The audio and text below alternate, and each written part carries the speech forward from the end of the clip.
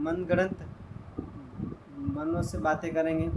शास्त्र से हम सीधा चलते हैं। शास्त्रों में इसका माता देवहूति की माता जो पहले सबसे पहले ये चालू कैसे होता है, सबसे पहले चालू होता है कि एक मनु होते हैं जिनका नाम था स्वयंभू मनु होते हैं। उस स्वयंभू मनु की जो पत्नी जो थी, उन स्वयंभू मनु की जो पत्नी थी उनका नाम था शतरूपा। ये दोनों क्या थे, पति पत्नी थे और इतने ऐश्वर्यवान थे, है ना।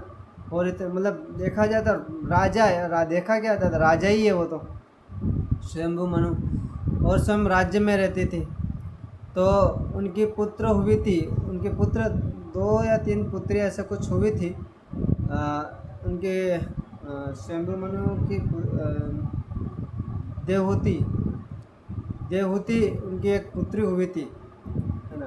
उनकी पुत्री होने के बाद पुत्री काफ़ी धीरे धीरे बड़ी होने के बाद हम सब जानते हैं कि जैसे स्त्री बड़ी हो जाती है तो उसका विवाह कर दिया जाता है। इसी प्रकार से जब देवहूति माता धीरे धीरे बड़ी होती गई तो उनके पिता स्वयंभू मनु ने पूछा कि मतलब बड़ी हो रही तो उनके योग्य कोई है, वधू है या उनके दूल्हा है, उसको ढूंढा जाए। तो वैसे अधिकतर पहले जो सनातन धर्म है या जो पिछले के हम देखे जाए तो कभी भी स्त्री जो होती है उसको कभी भी पुरुष को दिखाया नहीं जाता था।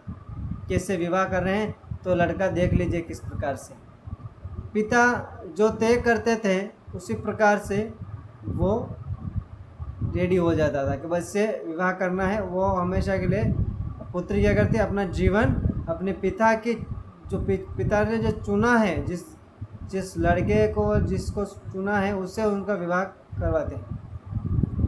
ये आजकल तो कुछ जगह फॉलो होता है गांव में, लेकिन अधिकतर सिटी में तो नहीं फॉलो होता, क्योंकि आजकल के जो लड़का लड़की वो क्या करते हैं, डेट करने लगते हैं, है ना।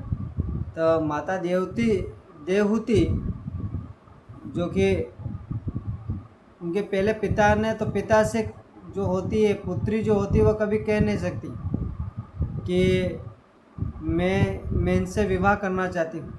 लेकिन जो देवहूति जो थी वो सब सुन रखी थी। किनके साथ? देवहूति का जो विवाह हुआ था कर्दम मुनि के बारे में सुन रखा था कि हाँ ये कितने बड़े ऋषि हैं। इसके बारे में आगे चर्चा करेंगे तो बताएंगे कितना उनका ऐश्वर्य था ऐसा। तो ऐसा कहा जाता है कि देवहूति की जो पिता से उन्होंने डायरेक्टली नहीं कहा, लेकिन एक पुत्री अपने माता से शतरूपा से कह सकती थी, कहती थी कि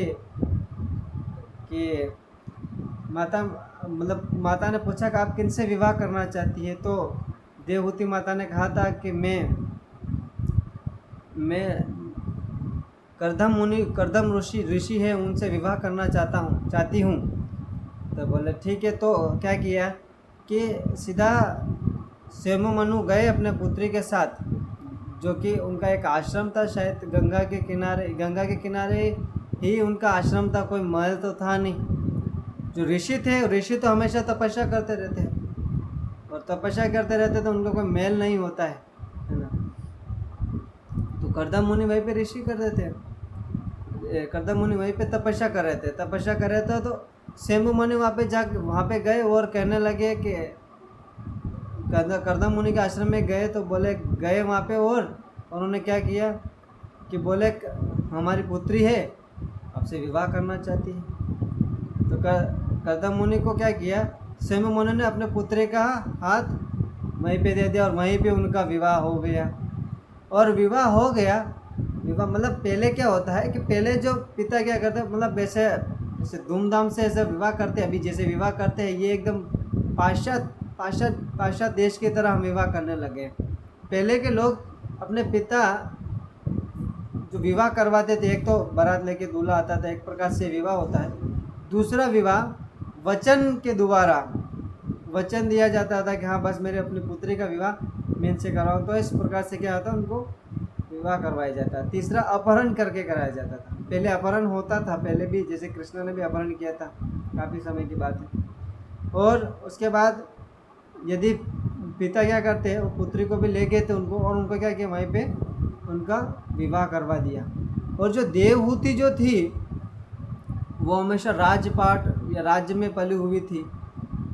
जो कर्दम मुनि थे तो वो तो जंगल में रहने वाले, है ना, तपस्या करने वाले, अबे कोई फैसिलिटी नहीं थी।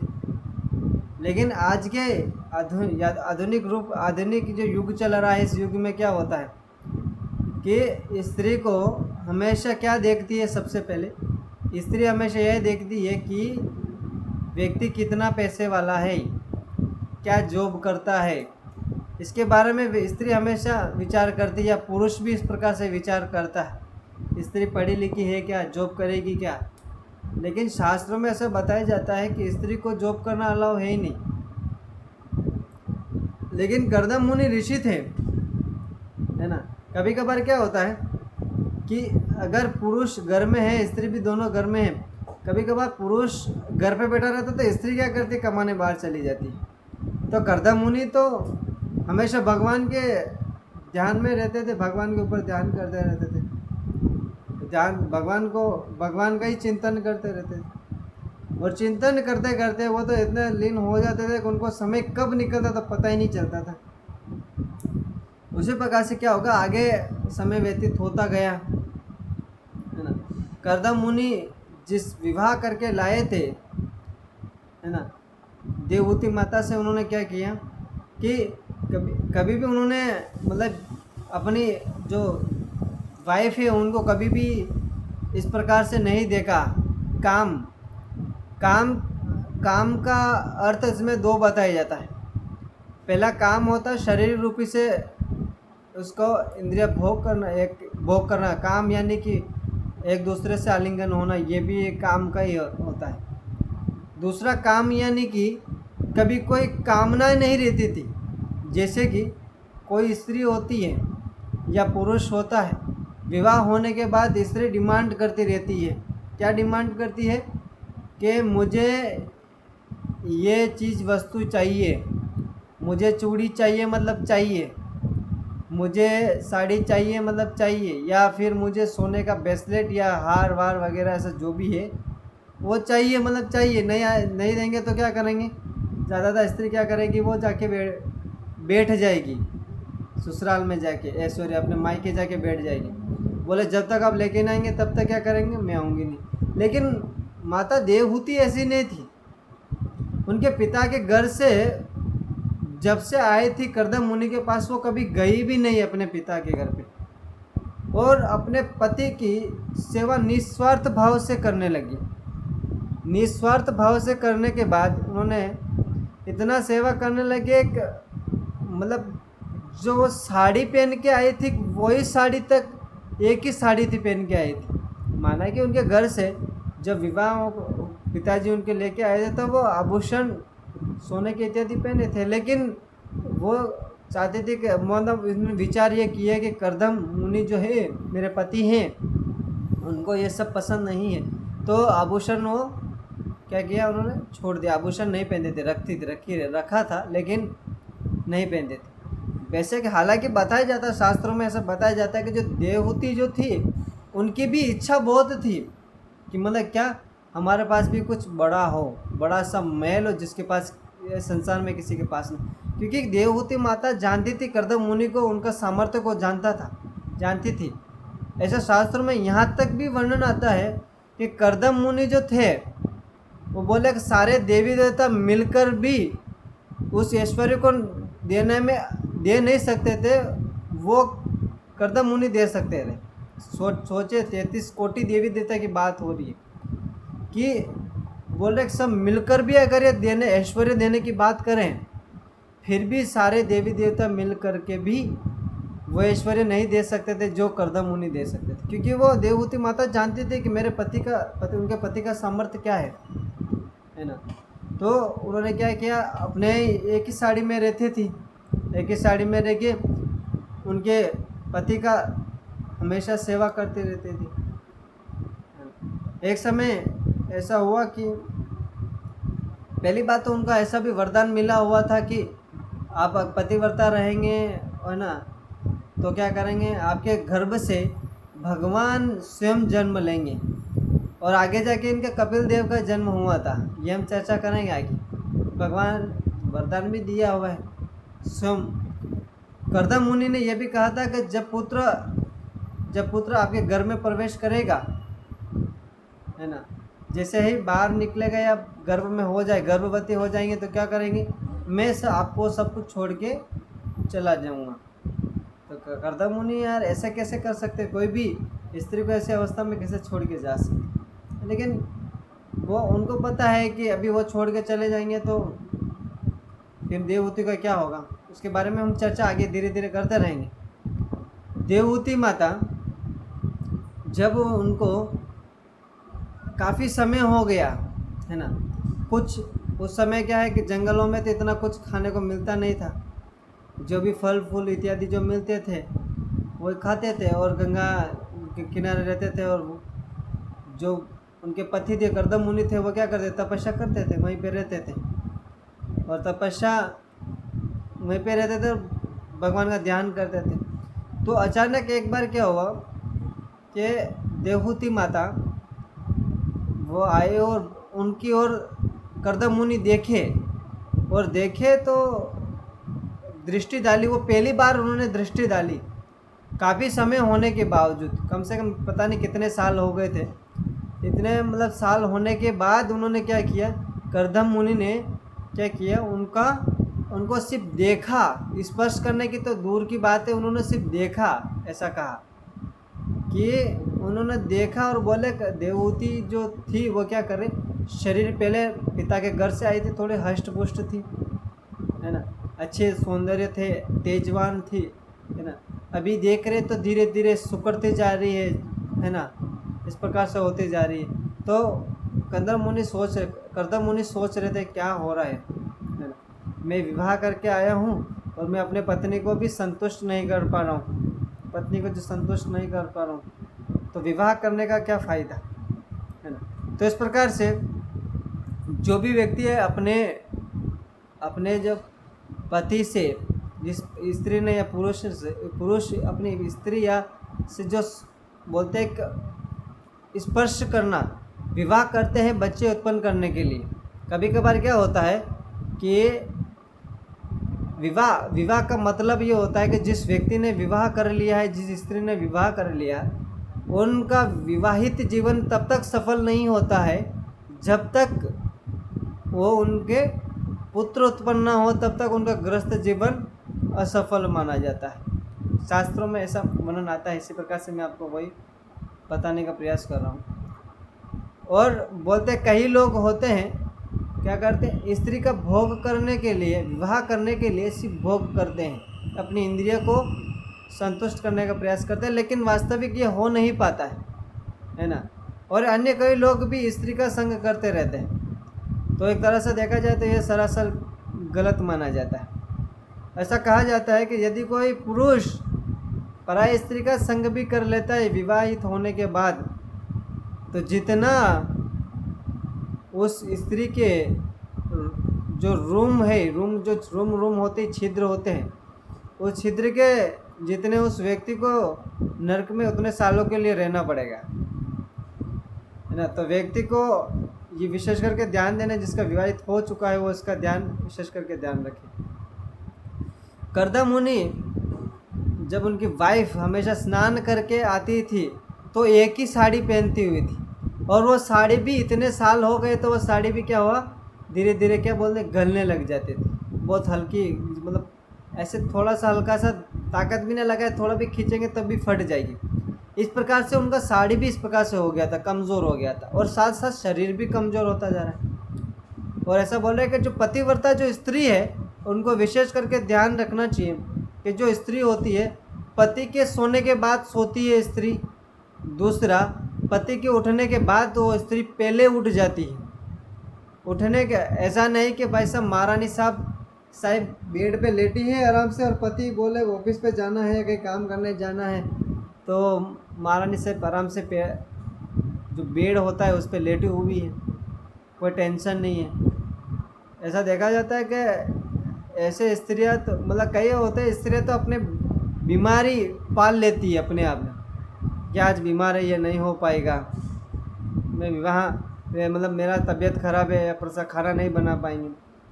तो कई स्त्रियां होती है जो सब मतलब अपने आप को बीमार मान के बहाने मार के पतियों से काम करवाती रहती है, बर्तन धुलवाना है ना, कपड़े धुलवाना, खाना बनवाना, घर में झाड़ू पोछे करवाना। तो एक तरह से देखा जाए कि ये शास्त्रों में तो ऐसा आता है कि कोई भी पुरुष इसने विवाह किया है उस व्यक्ति को कभी भी ऐसे स्त्री होने के हो, घर में रही है, घर में स्त्री है, तब तक क्या करना है, उस व्यक्ति को कोई भी काम नहीं करना है घर के। लेकिन आजकल तो स्त्रियां इतनी हो चुकी है कि अपने पति को दबाने की कोशिश करती है, क्योंकि वो ये सोचती है, विचारधारणा रखती है कि बस मेरे कहने से ये घर चल रहा, मैं काम कर रही हूँ, जॉब कर रही हूँ, तो ही मेरा घर चल रहा है, बाकी मेरे पति देव तो कुछ करते हैं नहीं, करते हैं तो 5,000 में 10,000 में क्या होगा, इस प्रकार से विचार करने लगती है। शास्त्रों में तो पहली बात तो स्त्रियों को मना कर रखा है कि कोई भी व्यक्ति स्त्री जो होती है वो जॉब कर नहीं सकती, क्योंकि स्त्री जब ऐसा कार्य करती है तो उसके अंदर अहंकार बहुत आ जाता है, और अहंकार आने के बाद क्या होता है कि वो स्त्री कभी भी अपने पति का सम्मान नहीं कर पाती। शास्त्रों में तो पहले ही बताया जाता है कि अगर स्त्री और पुरुष का काम है घर को चलाना, और स्त्री का काम है सिर्फ क्या करना, घर के अंदर जो भी वस्तुएं है उनका उपयोग करके पति के लिए प्रसाद बनाना और भगवान को ऑफर करना, फिर दोनों मिलके खाना। और ऐसा भी कहा जाता है कि पति को खिलाने के बाद पत्नी खाती है, लेकिन आजकल क्या है, पत्नी पहले खा लेती है और पति पूछता आपने खाया है, तो पत्नी बोलती है हाँ अभी हम तो बाहर से आए हैं, खाए नहीं, और 2 घंटे पहले ही खा रखा है। तो ऐसी स्त्रियां, ये पतिव्रता जो नियम है, एक ये नियम ये भी टूटा हो माना जाएगा।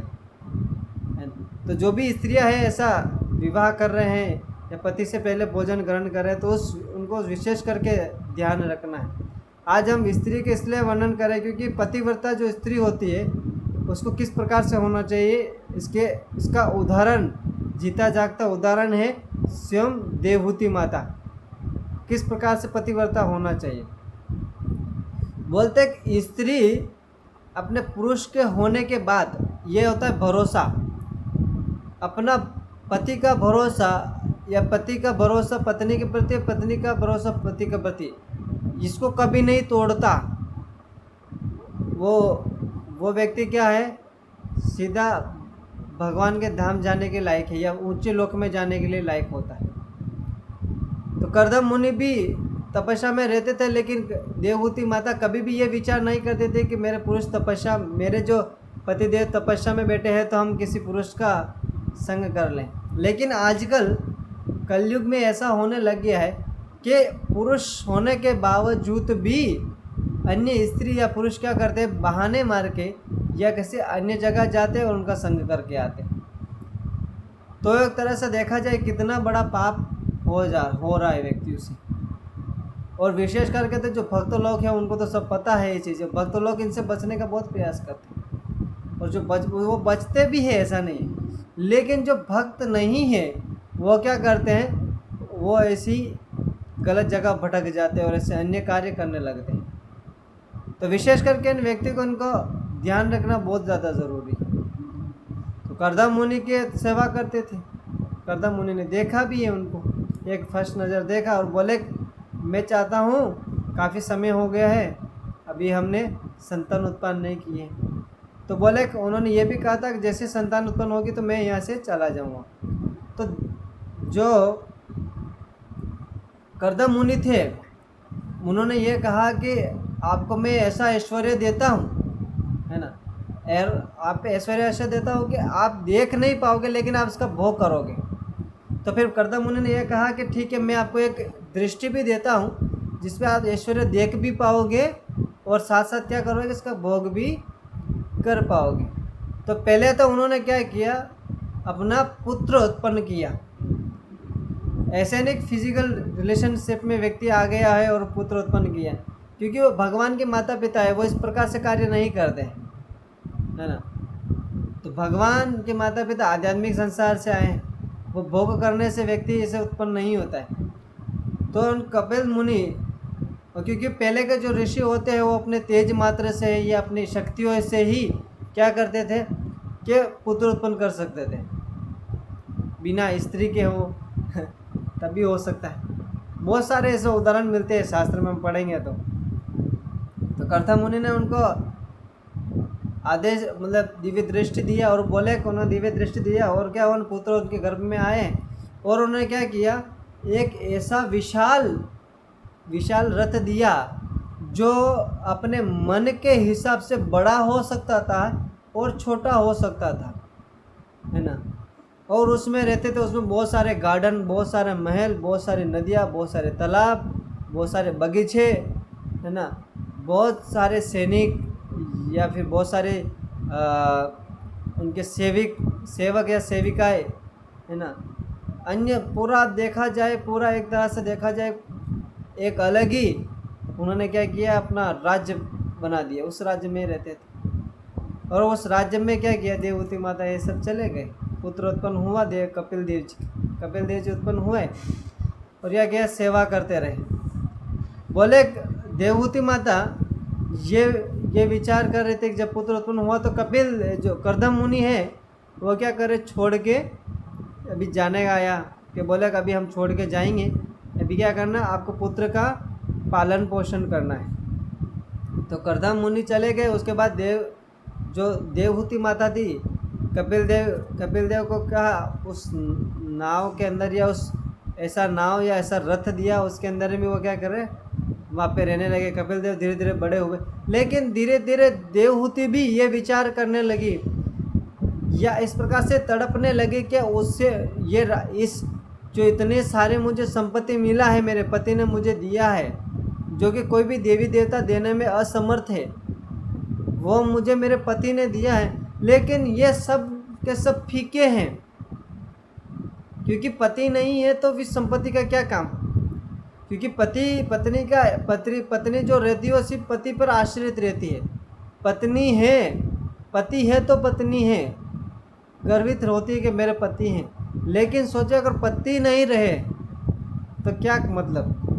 तो उन्होंने क्या किया, उनको उस प्रकार से रहने लगे और बोलते सिर के अंदर इतने इतने बाल के, बोलते ना क्या बोलते, ऐसा हो गया, गुच्छा जैसा हो गया, कभी कंघी नहीं किया, स्नान नहीं किया, क्योंकि पति के विरह में ऐसे हो गए।